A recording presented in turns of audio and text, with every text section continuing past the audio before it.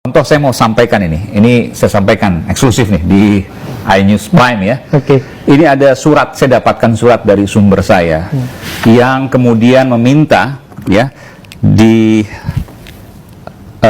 KPU dan Bawaslu sejumlah daerah di Jawa Timur untuk mengintegrasikan CCTV KPU dan Bawaslu ke kantor Polres setempat. Saya bacakan ya.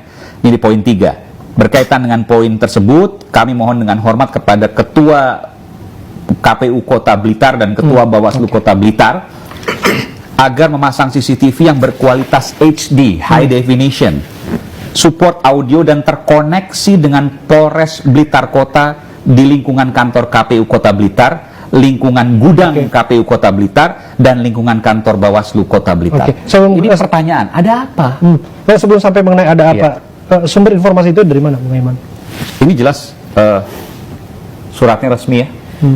Surat resmi, nanti bisa dikonfirmasi juga. Tentu ini juga harus dikonfirmasi juga. Tapi pertanyaan, apa yang dirasa paling mengganggu di sana? Iya, justru ini menjadi pertanyaan. Ada apa dengan surat ini? Kenapa kemudian ini digunakan? Kenapa kemudian jauh sebelum masa kampanye sudah ada CCTV yang terkoneksi ke kantor Polres? Ini penyelenggara pemilu dan pengawas pemilu, KPU dan Bawaslu. Selain ini kita juga bicara soal misalnya wakil menteri salah satu kementerian yang kemudian ia membagi-bagi sertifikat di Nusa Tenggara Timur sambil juga berkampanye di media sosialnya Prabowo Gibran. Nah, ini kan juga pertanyaan. Ada juga kemarin misalnya patroli di kantor DPC PDIP Kota Solo.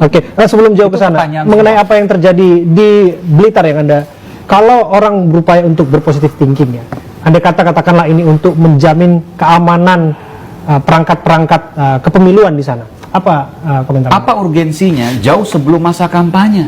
Kalau setelah pencoblosan untuk pengawasan dari surat suara dan lain sebagainya mungkin masuk akal seperti yang dilakukan 2019.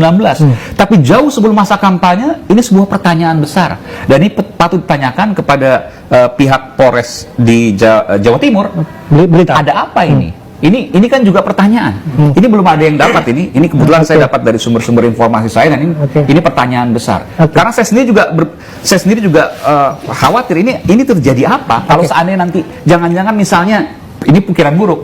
Bisa kemudian nanti gerak-geriknya diketahui dan lain sebagainya. Lalu kemudian, ya saya nggak bicara soal yang terlalu jauh, tapi bisa saja terjadi, bukan tidak mungkin. Kemudian dicari-cari kesalahan dan sebagainya, sehingga terintimidasi petugas KPU dan Bawaslu sana. Itu hal yang mungkin dianggap terlalu jauh, tapi bukan tidak mungkin terjadi.